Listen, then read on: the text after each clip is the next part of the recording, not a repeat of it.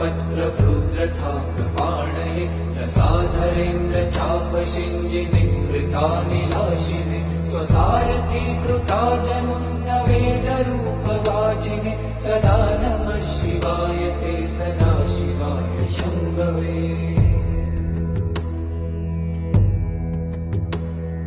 अतिप्रगल्भ वीरभद्रसिंहनाद गर्जित श्रुतिप्रभीत दक्षयाग भोगिनाथ सद्मना गतिप्रदाय गर्जिताखिल प्रपञ्च साक्षिणे सदा नमः शिवाय ते सदा शिवाय शम्भवे।